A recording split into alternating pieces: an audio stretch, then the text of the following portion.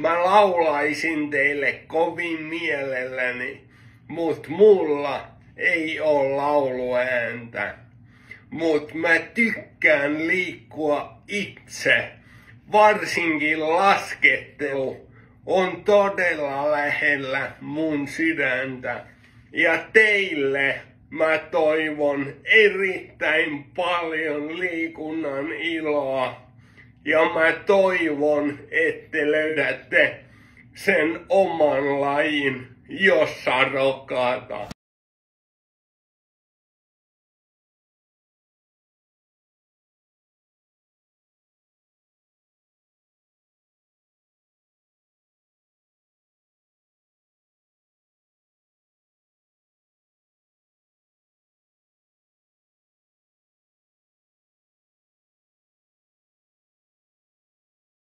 Paljon onnea, Sykettä Joensuu.